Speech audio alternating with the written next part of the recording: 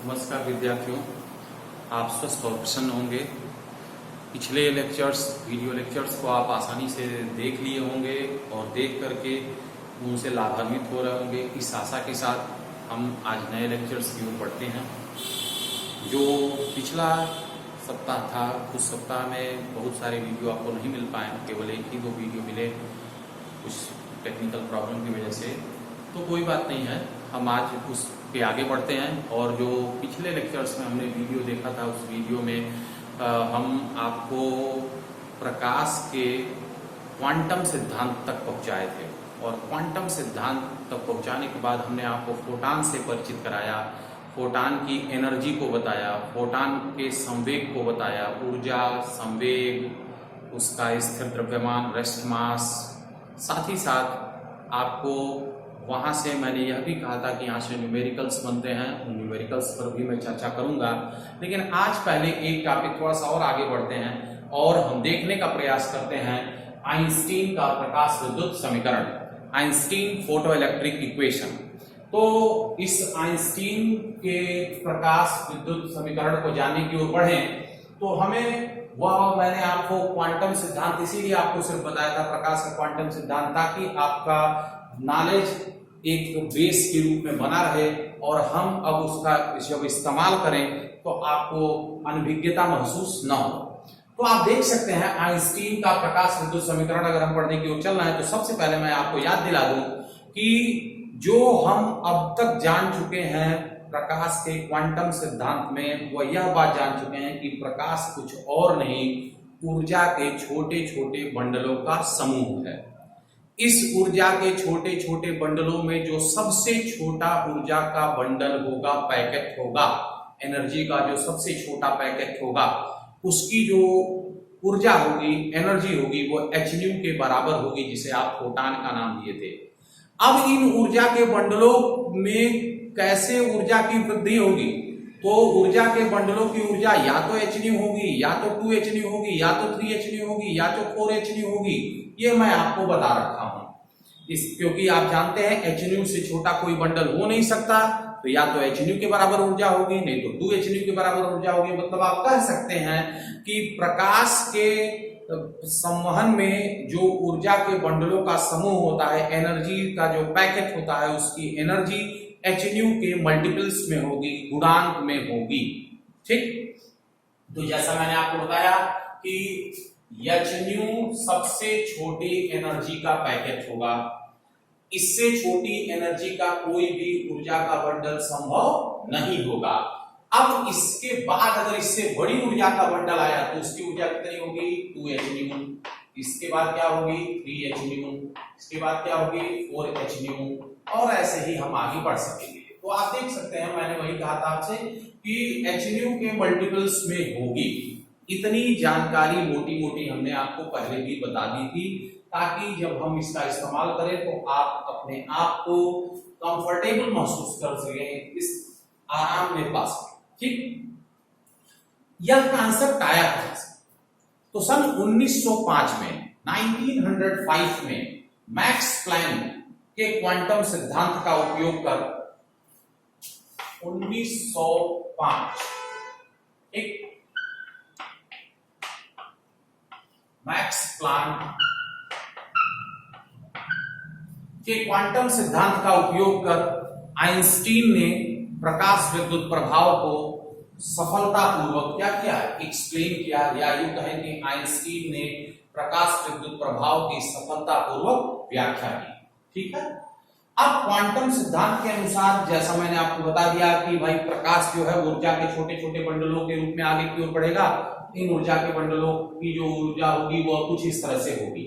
यहाँ यह आप देख सकते हैं, प्लांक कांस्टेंट है, न्यू जो है वह जो आप कह सकते हैं विकिरण आप आपतित करा रहे हैं उसकी आवृत्ति है। इसका मतलब आप साफ तौर पर देख रहे हैं कि जब ऊर्जा के बंडल की ऊर्जा बढ़ रही है तो h तो बढ़ने वाला नहीं है। इसका मतलब साफ है कि जो न्यू है, आवृत्ति है, वह बढ़ रही है। मतलब आप देख सकते हैं यहाँ आवृत्ति न्यू है तो यहाँ 2 गुना हो गई, यहाँ 3 गुना हो गई, यहाँ 4 गुना हो गई, एंड सो। ठीक है, ये तो एक सामान्य जानकारी थी। अब क्या था प्रकाश विद्युत प्रभाव? तो प्रकाश विद्युत प्रभाव में हमारी जानकारी थी कि कोई एक धातु की सतह मान लीजिए ये है, और इस धातु की सतह पर धातु सतह है। अब इस पर आपने क्या किया, इस पर आपने प्रकाश को आपतित करा दिया, मतलब फोटान आप गिरा रहे हैं, क्योंकि आपकी यह जानकारी बन चुकी है प्रकाश कुछ और नहीं फोटानों का समूह है। जब यह फोटान इस पर पड़ा तो क्या होगा भाई, तो धातु में जो मुक्त इलेक्ट्रॉन है वह मुक्त इलेक्ट्रॉन तो सिर्फ धातु की सतह से बंधे हुए हैं, बाकी तो वह धातु के अंदर फ्री हैं और मुक्त रूप से घूम रहे हैं। लेकिन चूंकि निरोधी विभव शब्द आप सुन चुके हैं, आप यहां से आगे बढ़े तो आप देख सकते हैं कि जो कहा जा रहा है कि धातु की सतह से इनका बंधन है, या धातु की सतह से बंधन टूटेगा कैसे, तो इसके लिए कुछ ऊर्जा ही चाहिए।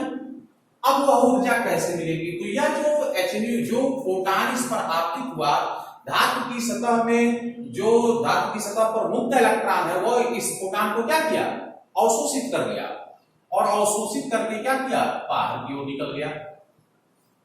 अब देखिए इसका मतलब क्या हुआ कि जो ऊर्जा, यह जो ऊर्जा है, यह ऊर्जा जब उस धातु की सतह पर पड़ रही है तो धातु की सतह पर से जो इलेक्ट्रॉन है वह इलेक्ट्रॉन किसी भी फोटान को अवशोषित कर ले रहा है। अब जो फोटान को अवशोषित किया गया, इसकी ऊर्जा का दो तरीके से इस्तेमाल हो रहा है। पहला इस्तेमाल धातु की सतह से मुक्त होने में, और दूसरा इस्तेमाल कहां है, जो इलेक्ट्रॉन उत्सर्जित हुआ उस इलेक्ट्रॉन की गतिज ऊर्जा के रूप में। तो यह जो इलेक्ट्रॉन है इसकी यह क्या है, गतिज ऊर्जा, गतिज ऊर्जा, ठीक है। तो अब आप देख सकते हैं कि जो फोटान इलेक्ट्रॉन के द्वारा अवशोषित किया गया, इसकी ऊर्जा दो रूपों में पाई गई, या यूं कहें इसकी ऊर्जा का बंटवारा दो रूपों में हुआ। पहला भाग जो कि इस धातु की सतह से मुक्त होने में खर्च हुआ, और दूसरा भाग जिसके द्वारा यह इलेक्ट्रॉन आपको गतिशील दिखाई दे रहा, मतलब इसकी गतिज ऊर्जा, ठीक है। अब आप जानते हैं कि वह ऊर्जा जिसको पाकर के कोई इलेक्ट्रॉन धातु की सतह से क्या हो जाएगा, मुक्त हो जाएगा, बाहर की ओर निकल जाएगा, वह तो कार्यफलन थी। इसका मतलब सीधी सीधी बात है कि यह जो फोटान है, इस फोटान की ऊर्जा का बंटवारा दो भागों में हुआ। पहला कार्यफलन जिसे पाकर के इलेक्ट्रॉन मुक्त हुआ, और दूसरा इसकी गतिज ऊर्जा जिसके कारण से वह इलेक्ट्रॉन आपको चलता हुआ दिखाई दे रहा है। यह तो एक सीधा कांसेप्ट है, लेकिन सपोज कीजिए कि इलेक्ट्रॉन कोई जरूरी तो है नहीं कि सतह पर ही एकदम रहे। ऐसे इलेक्ट्रॉन जो धातु में नीचे तक है, नीचे की ओर है, वह इलेक्ट्रॉन कैसे जब बाहर निकलेंगे तो क्या उसकी भी ऊर्जा इतने के ही बराबर होगी? ऐसा बिल्कुल नहीं है, क्योंकि जो इलेक्ट्रॉन धातु की सतह से नीचे है, वह इलेक्ट्रॉन जब ऊर्जा को अवशोषित करेंगे तो वह सबसे पहले धातु की सतह तक आएंगे, और जब वह धातु की सतह तक आएंगे तो इतना मान लीजिए सपोज दैट यहाँ इलेक्ट्रॉन है या धातु की सतह है, तो इस गैप इतनी दूरी चलेगा जब वह इलेक्ट्रॉन, तो वह क्या करेगा, रास्ते में परमाणुओं से टकराएगा, और परमाणुओं से टकरा करके अपनी कुछ ऊर्जा को क्या कर देगा, लॉस कर देगा।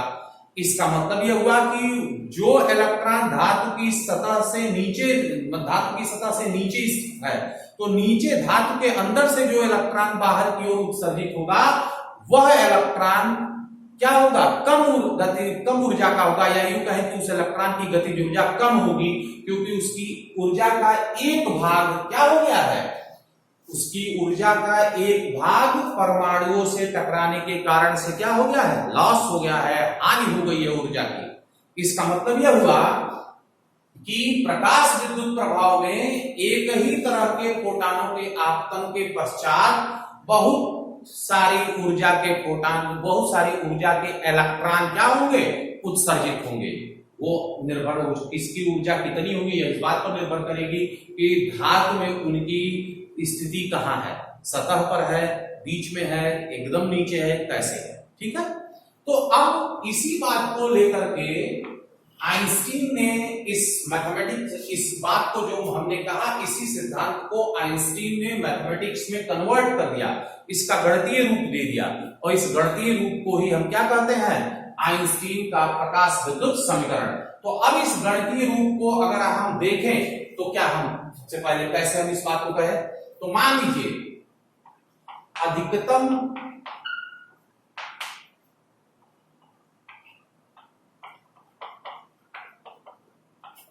गतिज ऊर्जा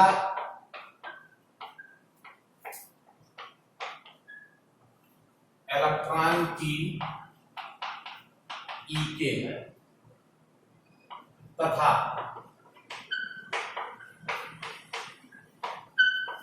कार्यफलन W। ठीक है, तो अधिकतम गतिज ऊर्जा इलेक्ट्रॉन की E तथा कार्यफलन क्या है, W है। तो अब देखिए, अगर इस फोटान की एनर्जी hν, अब इस hν का बंटवारा कितने में हुआ, तो पहले तो वर्क फंक्शन के बराबर क्या हुआ, कार्यफलन के बराबर की ऊर्जा इलेक्ट्रॉन दिया, तब तो यह सतह से बाहर निकला। तो इस ऊर्जा का जो बंटवारा हुआ वो मुख्य रूप से दो भागों में, पहला कार्यफलन मुक्त होने के लिए, धातु की सतह से बाहर निकलने के लिए, और दूसरा उस ऊर्जा के साथ, जिस ऊर्जा के साथ हुआ क्या हो रहा है, उत्सर्जित इलेक्ट्रॉन आगे की ओर बढ़ रहा है। तो आप इस तरह से कहेंगे कि इसकी क्या हो गई, गतिज ऊर्जा E। अब यहां से अगर आप देखें तो यह आपकी बात बनी। अब अगर इसे व्यवस्थित किया जाए तो आप इसको कह सकते हैं कि यहां से E के गतिज ऊर्जा जो होगी इलेक्ट्रॉन की E is equal to hν minus W। ठीक, अब आप जानते हैं कि कार्यफलन सीधे सीधे किससे संबंधित है, कार्यफलन सीधे सीधे उस ऊर्जा से संबंधित होता है या उस ऊर्जा के फोटान से संबंधित होता है जिस फोटान की आवृत्ति किसके बराबर होती है। तो आपको याद होना चाहिए म्यू नॉट, हमने एक बताया था आवृत्ति का मान, जिसे आप क्या करते हैं, दहली आवृत्ति का नाम देते हैं। तो आपकी यह जानकारी है कि अगर म्यू नॉट दहली आवृत्ति है तो कार्यफलन W कुछ और नहीं, किसी न्यू नॉट ऊर्जा के फोटान के बराबर होगा, hν नॉट के बराबर होगा। इस मान को अगर यहां रख दें तो आप पाएंगे अधिकतम गतिज ऊर्जा E is equal to hν minus hν naught, या आप आ जाएंगे E is equal to h बाहर हो गया न्यू माइनस न्यू नॉट। तो यह आप देख सकते हैं आवृत्ति के पदों में यह समीकरण आपको मिला हुआ है, E is equal to h bracket में न्यू माइनस न्यू नॉट। अब आपकी एक और जानकारी है, आपको मैंने जिस समय दहली आवृत्ति का नाम लिया था उसी समय हमने दहली तरंगदैर्घ्य भी आपको पढ़ाया था, और आपको मैं यह बता दिया था कि फोटान की जो चाल होती है वह प्रकाश के चाल के बराबर होती है। तो फोटान की चाल अगर प्रकाश के चाल के बराबर होगी तो आप चाल, आवृत्ति, तरंगदैर्घ्य के बीच का संबंध जानते हैं, सामान्य रूप से होता है v is equal to nu lambda. तो अगर फोटान की बात करेंगे तो v की जगह c, तो c is equal to nu lambda, वहां से आप न्यू को बदल देंगे किसमें, तरंगदैर्घ्य में। तो आपकी जानकारी है कि c is equal to nu lambda, तो यहां से आप देख सकते हैं न्यू इज इक्वल टू कितने के बराबर, c अपान लैम्डा। उसी तरह से न्यू नॉट का मान कितना हो जाएगा, c अपान लैम्डा नॉट। अब इन दोनों पहलू को अगर यहां रख दीजिए तो आपके पास हो गया E इज इक्वल टू, अब देखिए यह जब वैल्यू जाएगी तो c अपान लैम्डा और minus c upon lambda not common हो गया, hc बाहर हो गया, 1 upon lambda minus 1 upon lambda not. तो इस तरह से आप देख सकते हैं यह समीकरण कन्वर्ट हो गया प्रकाश, इलेक्ट्रॉन कहें चाहे उत्सर्जित इलेक्ट्रॉन की अधिकतम गतिज ऊर्जा जो होगी वह साफ तौर पर आपको दिख रहा है E is equal to hc bracket में 1 minus lambda minus 1 upon lambda naught, या आवृत्ति के पदों में यह आपके सामने लिखी गई है। ठीक है, अब यहां से एक चीज और स्पष्ट कर दी जाए, तो आप अगर मान लीजिए कह दें कि जो उत्सर्जित इलेक्ट्रॉन है उसकी अधिकतम गतिज ऊर्जा को E से लिखा गया है, मान लीजिए कि जो इलेक्ट्रॉन उत्सर्जित हुआ उस उत्सर्जित इलेक्ट्रॉन की अधिकतम चाल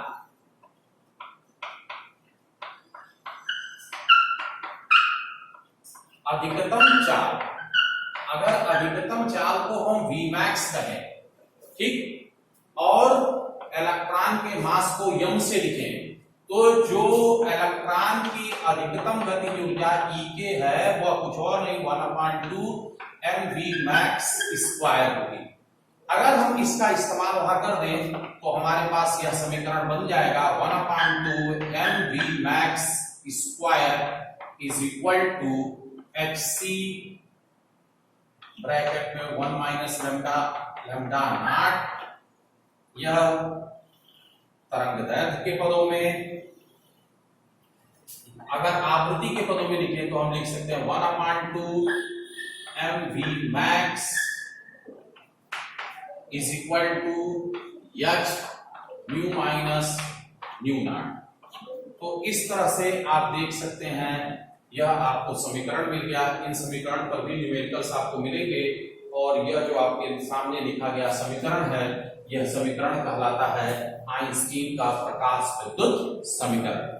इन समीकरणों के आधार पर हम आगे देखेंगे कि कैसे प्रकाश विद्युत उत्सर्जन के नियम जो हम पढ़े उन नियमों को हम इससे क्या करेंगे, उन नियमों को हम इससे जस्टिफाई करना का प्रयास करेंगे। हम उस नियमों की देखेंगे कि क्या यह जो आपके सामने आइंस्टीन का प्रकाश विद्युत समीकरण है, क्या यह समीकरण उन नियमों को सपोर्ट कर रहा है या नहीं कर रहा है, यह हम देखेंगे। लेकिन हम उसके आगे बढ़े उससे पहले हम आपको कुछ बोर्ड की परीक्षा में आए हुए न्यूमेरिकल्स पर चर्चा करेंगे, क्योंकि मैं आपको पिछले लेक्चर में भी बताया था कि जो हमने फोटॉन के बारे में सामान्य जानकारी पाई है, उन सामान्य जानकारी पर न्यूमेरिकल्स आ चुके हैं।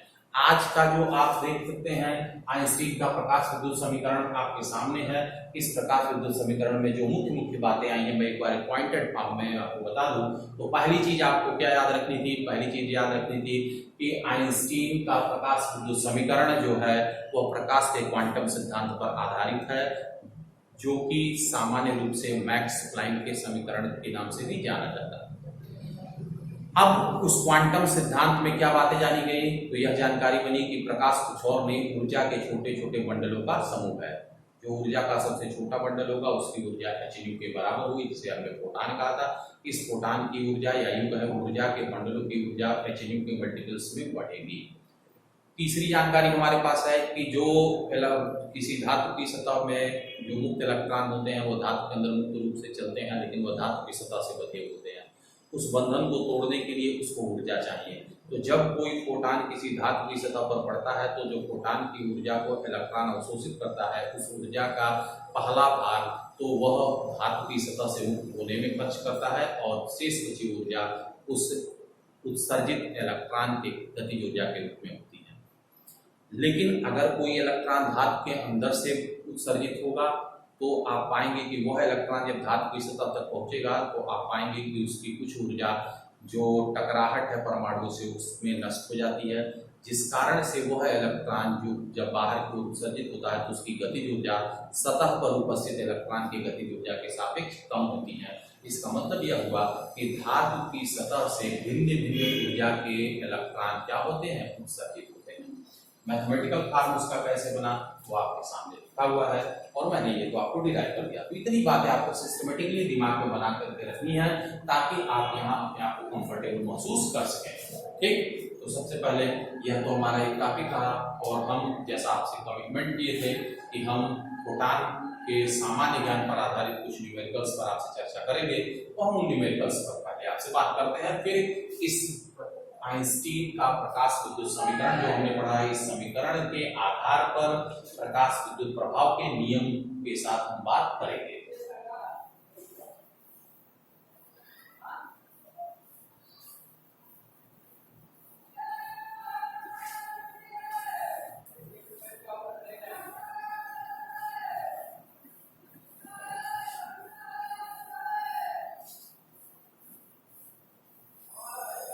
तो बहुत आसान न्यूमेरिकल्स से ही शुरुआत करते हैं। तो एक न्यूमेरिकल तो मैंने आपको उसी समय बता दिया था, 2011 में पूछा हुआ न्यूमेरिकल था, जिसमें कहा गया था कि फोटॉन की ऊर्जा तथा संवेग में संबंध ज्ञात कीजिए या संबंध लिखिए। एक नंबर का सवाल था, सीधे आपको लिख देना था P = E/C, वो हो चुका है। अब हम आगे बढ़ते हैं। 2018 में प्रश्न पूछा गया है, क्वेश्चन है 2018 का, जिसमें कहा गया है 5 एंगस्ट्रॉम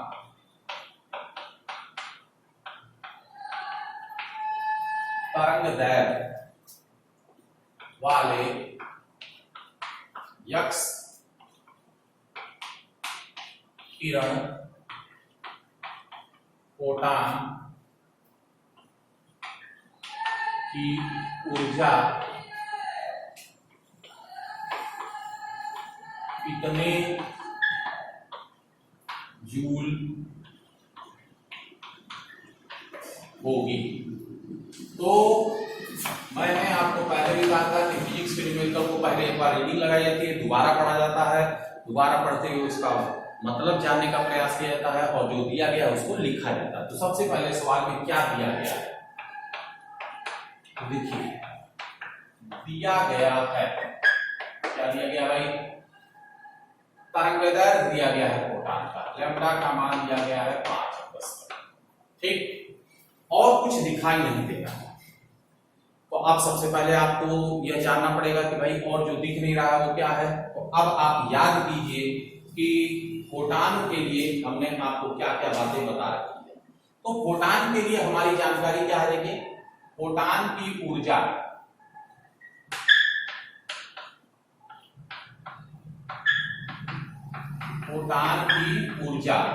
E = hν, इसको तरंगदैर्घ्य में लिखेंगे तो क्या लिखेंगे, अभी भी बताएं, u = c/λ, तो hc/λ। अब आप देखिए लैम्डा आपको दिया गया है, h आपको मालूम करना है, c आपको मालूम करना है। क्या क्या जानकारी है भाई आपकी, h के बारे में जानकारी है 6.6 × 10⁻34 जूल सेकंड। c के बारे में आपकी जानकारी कितनी है, 3 × 10⁸ मीटर पर सेकंड। अब आप देखिए जो तरंगदैर्घ्य दिया गया है क्या वो है एम्पियर सिस्टम में है, क्योंकि बाकी सारी चीजें तो आप एम्पियर सिस्टम में कन्वर्ट कर दिए हैं, तो अब तरंगदैर्घ्य को भी आपको एम्पियर सिस्टम में कन्वर्ट करना होगा। तो आप इसे कन्वर्ट करेंगे तो क्या पाएंगे, 5 × 10⁻⁻10 मीटर। अब इस पूरी बात को आप क्या करिए, भर दीजिए, तो आप पाएंगे E = 6.6 × 10⁻34, C की जगह पर 3 × 10⁸ और लैम्डा की जगह पर अगर आप लिखें तो आप लिख सकते हैं 5 × 10⁻⁻10। अब आप इसे सॉल्व कर दीजिए, जो आएगा वो आपको सीधे जूल में आपको उत्तर दे देगा। तो मैं आपको बता दे रहा हूँ आपकी मदद के लिए ताकि आपका समय बचे। तो यह पूरा जो छात्र ने बनाया है 3.96 × 10⁻16 जूल। जे अगर कहीं लिखा है अंग्रेजी में तो वो जूल को रिप्रेजेंट करता है, अगर आप पूरा लिखना चाहें तो आप पूरा लिख सकते हैं। तो आप देख सकते हैं ये प्रश्न आपका 2018 का सवाल है, 2018। कितनी आसानी से सवाल निकल गया अगर आप बस इतनी बात जान लें। इसीलिए मैंने आपको शुरुआत में ही फोटान के बारे में सामान्य जानकारी जितनी भी थी मैंने बता रखा है। एक 2019 का भी सवाल है, उस पर भी बात कर लेते हैं, क्योंकि ये सवाल भी हम पढ़ चुके हैं, इतनी जानकारी हमारे पास है।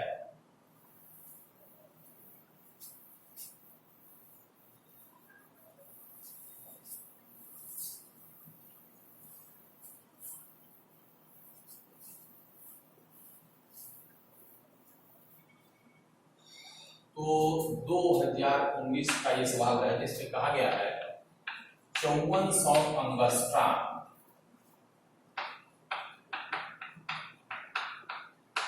तरंगदैर्घ्य का विकिरण एक धातु पर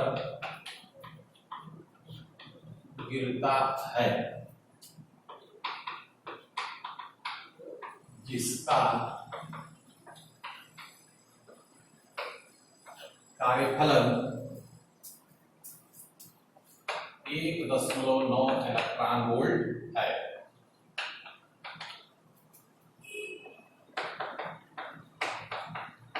उत्सर्जित इलेक्ट्रॉन की गतिज ऊर्जा तथा उसका विरोधी विभव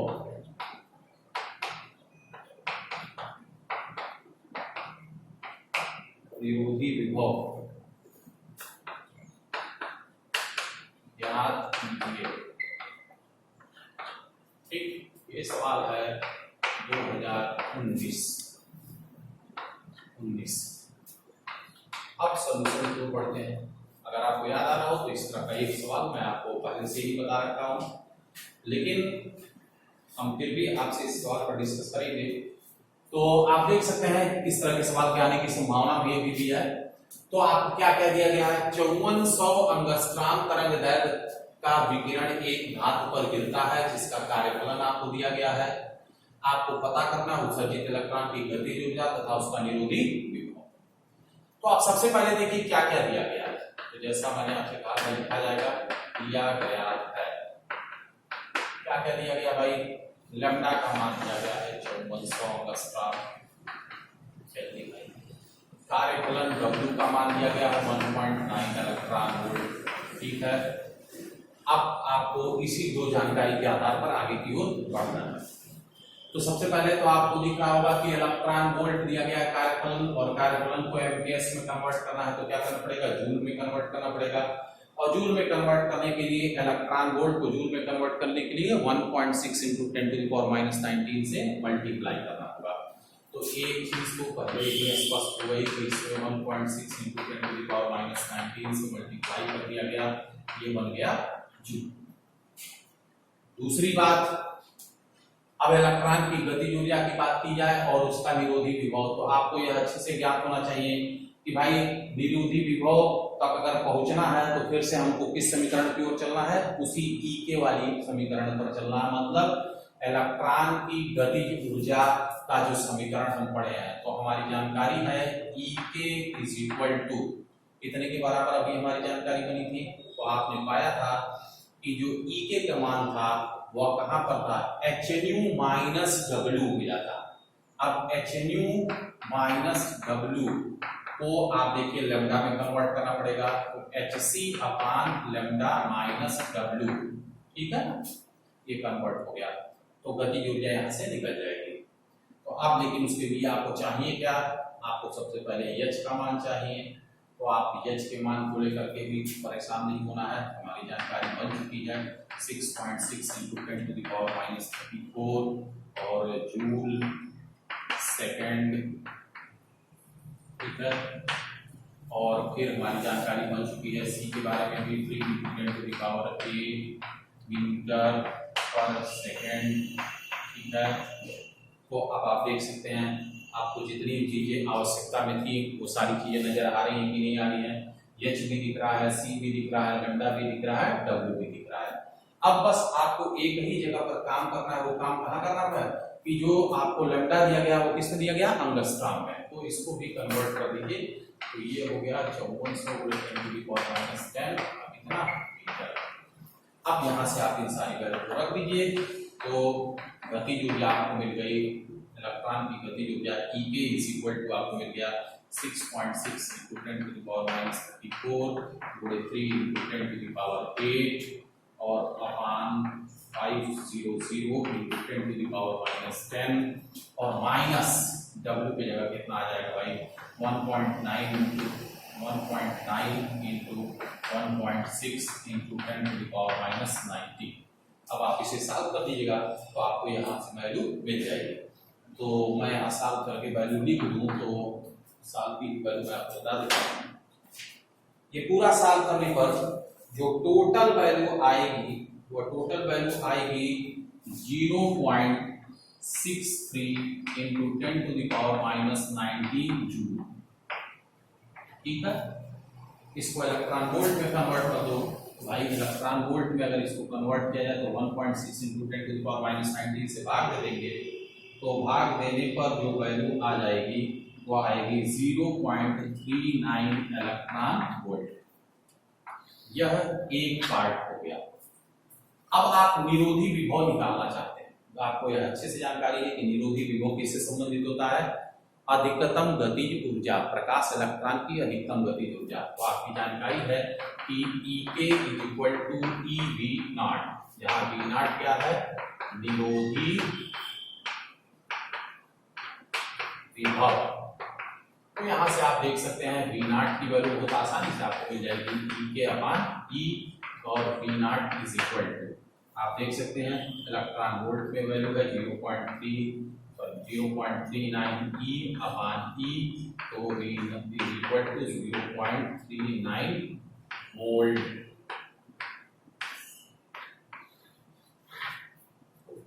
क्लियर? तो विद्यार्थियों, इतनी बातों को आज के दिन हम पढ़ेंगे। आप आराम से इसे पढ़िएगा, समझिएगा, इसका कुछ न्यूमेरिकल्स अपने मन से भी करने का प्रयास करिएगा। थोड़ा और पढ़ा लेने पर मैं आपको न्यूमेरिकल्स की पूरी लिस्ट दूंगा। अभी क्योंकि मैं देन एंड देयर टॉपिक पढ़ा रहा हूँ, न्यूमेरिकल बता रहा हूँ, ताकि आपको उस टॉपिक को, उस थियरी को इस्तेमाल करना आ जाए।